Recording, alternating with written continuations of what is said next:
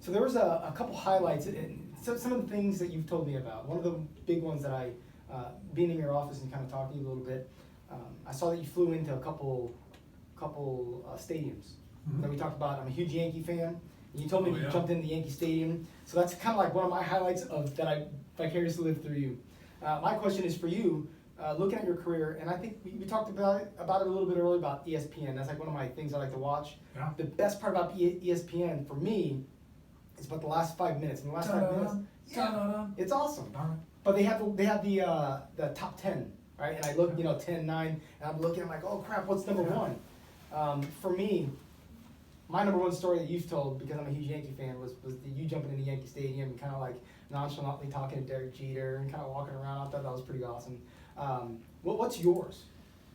Yeah, that's hard. I mean, I'm old and my memory's failing, right? So that's part of the reason this is hard is my hamster trips on the wheel every now and then. But in truth, man, I've had so many amazing experiences as a weather guy, as a PJ, as a command chief. I mean, it's just been amazing.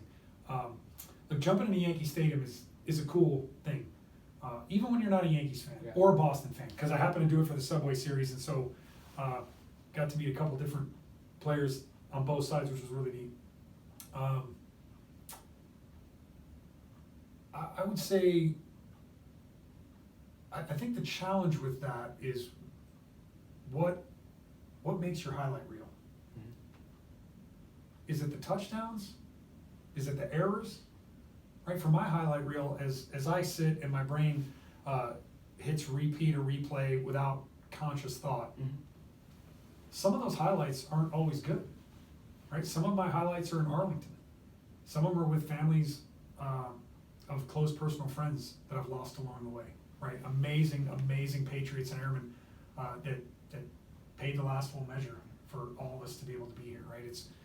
Those are, to be able to say that I've truly walked among giants, right? I don't know what size footprint I'm gonna leave, right? I suspect it's average-ish, but man, I've been standing in some enormous footprints of my coworkers, and they have done some of the most amazing things. They've gone on to have stellar careers or amazing rescues. They've done things that, in some cases, the nation will never openly know about.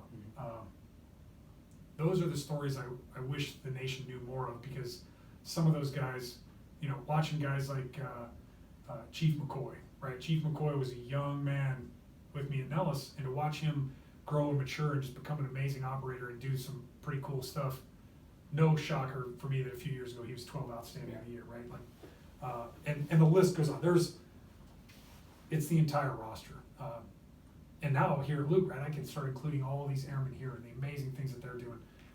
It's pretty neat. So I know I'm dancing around the question in reality, right? So if we were trying to think of some things, I mean, I got to tell you, being at the Pentagon is right up there. Getting to be in the Chief of Staff's office, having a meaningful strategic conversation, being a fly on the wall in some of these meetings, it's surreal.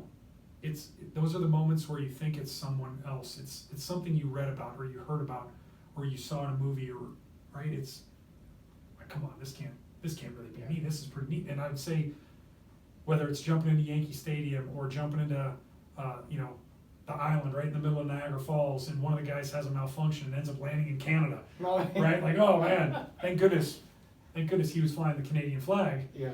So he was good, but like all these great things, summiting.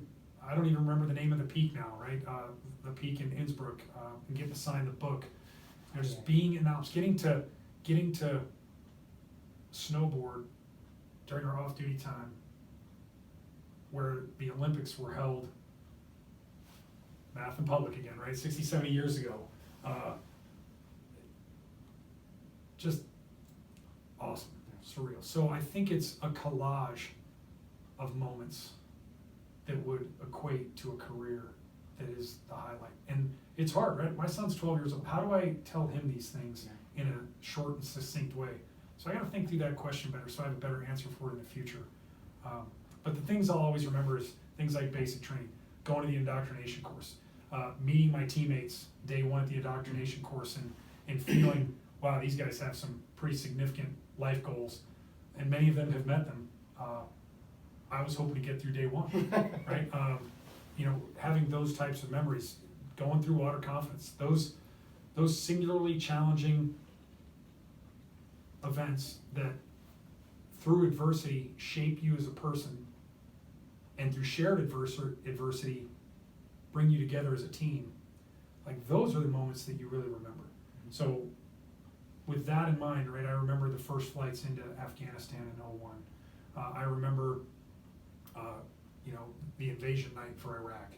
I remember doing recovery operations, and unfortunately sometimes there's people that I knew on the other end of that. Those are moments that, on one hand, like, it's game day. That's what you train for, that's what you're there to do. On the other hand, there are moments punctuated by fear and anxiety.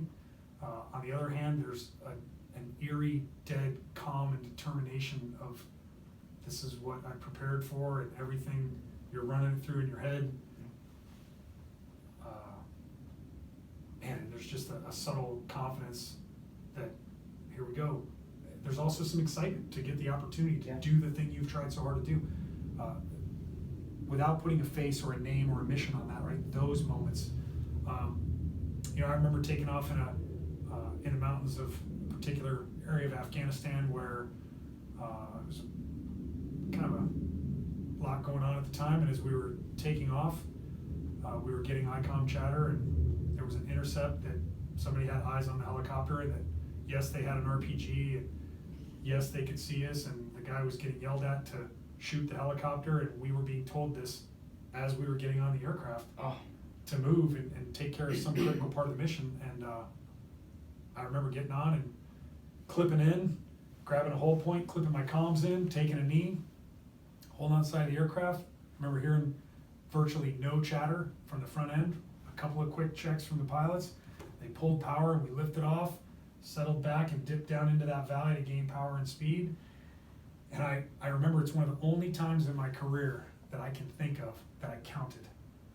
And I just sat there quietly, kind of looking out the window at the darkness. You know, one hand on the side of the aircraft, taking a knee, one hand on my comm cord, watching for threats to the aircraft. And I'm just quietly counting. And when I got to 30, I was like, well, I guess they're not going to shoot us today. And I unplugged and moved over and started checking on people and started taking care of things. And you go about your business, right?